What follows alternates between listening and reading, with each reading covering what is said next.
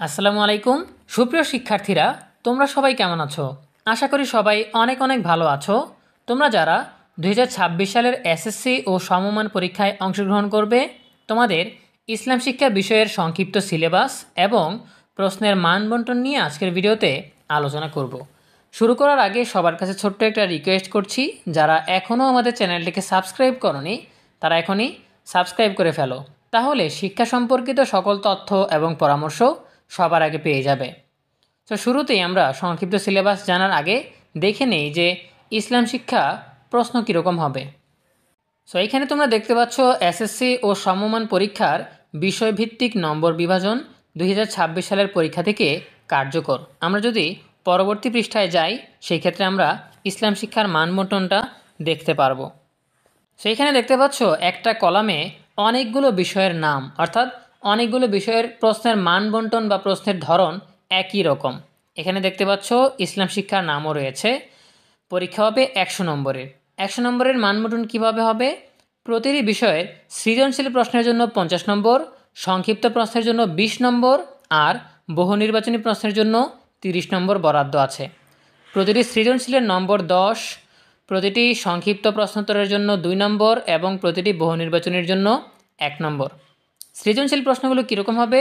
প্রতিটি বিষয়ে 8টি সৃজনশীল প্রশ্ন দেওয়া থাকবে, 5টির উত্তর দিতে হবে। এরপর সংক্ষিপ্ত প্রশ্ন কীরকম হবে?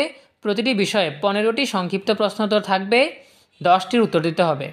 এরপর বহু নির্বাচনী কীরকম থাকবে? 30টি বহু নির্বাচনী প্রশ্ন আসবে, সবগুলো প্রশ্নের উত্তর দিতে হবে। আশা করি তোমরা মান বণ্টনটা বুঝতে পেরেছো। এবারে আমরা চলে যাচ্ছি সংক্ষিপ্ত সিলেবাসে।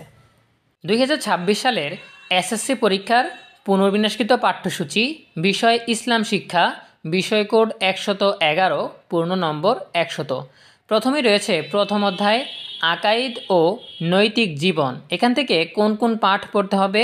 পাঠ 2 ঈমান, পাঠ 6 কুফর, পাঠ 7 শিরক, পাঠ 8 নিফাক, পাঠ 9 রিসালাত, পাঠ 13 আখিরাত, পাঠ 14 আখিরাতের জীবনের কয়েকটি স্তর।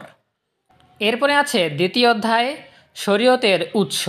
কোন কোন পাঠগুলো পড়তে হবে? পাঠ 1 শরীয়ত, পাঠ 5 তিলাওয়াত গুরুত্ব ও মহত্ব, এরপর পাঠ 8 সূরা আল ইনসিরাহ, এরপর রয়েছে পাঠ 9 সূরা আত-তিন, এরপর রয়েছে পাঠ 10 সূরা আল মাউন, এরপর রয়েছে পাঠ 12 হাদিস নং 1 নিয়ত সম্পর্কিত হাদিস, এরপর রয়েছে পাঠ 15 হাদিস নং 4 বৃক্ষরোপণ সম্পর্কিত হাদিস, এরপর রয়েছে পাঠ 19 হাদিস নং 8 ব্যবসায়ে সততা সম্পর্কিত হাদিস, এরপরে রয়েছে পাঠ 21 হাদিস নং 10 জিকির সম্পর্কিত হাদিস, এরপর রয়েছে পাঠ 22 ইজমা, এরপরে আছে পাঠ 23 কিয়াস, এরপরে রয়েছে পাঠ 24 শরীয়তের আহকাম সংক্রান্ত পরিভাষা।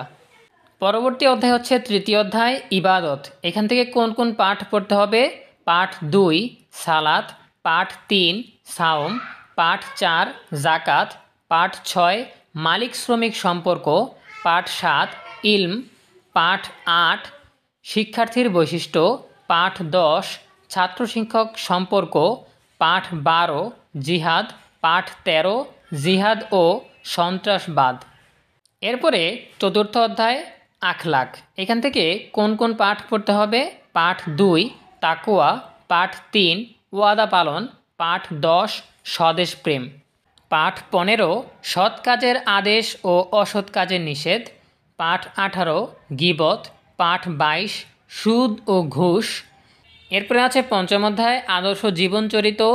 কোন কোন পাঠগুলো পড়তে হবে? পাঠ 1 মহানবী হজরত মুহাম্মদ সাল্লাল্লাহু আলাইহি ওয়াসাল্লামের সমকালীন সামাজিক ও সাংস্কৃতিক অবস্থা, এরপরে পাঠ 4 মহানবী হজরত মুহাম্মদ সাল্লাল্লাহু আলাইহি ওয়াসাল্লামের মাদানী জীবন, এরপরে রয়েছে পাঠ 5 মহানবী হজরত মুহাম্মদ সাল্লাল্লাহু আলাইহি ওয়াসাল্লামের মক্কা বিজয় ও বিদায় হজ, এরপরে পাঠ 10 ইমাম বুখারী রহমতুল্লাহি আলাইহি, এরপরে রয়েছে ইমাম আবু হানিফা রহমতুল্লাহি আলাইহি, পাঠ 10 এবং 11।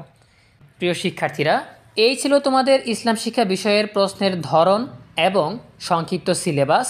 দেখা হবে পরবর্তী বিষয়ের সংক্ষিপ্ত সিলেবাস এবং প্রশ্নের মান বণ্টন নিয়ে। ভালো থাকো সবাই। ধন্যবাদ সবাইকে।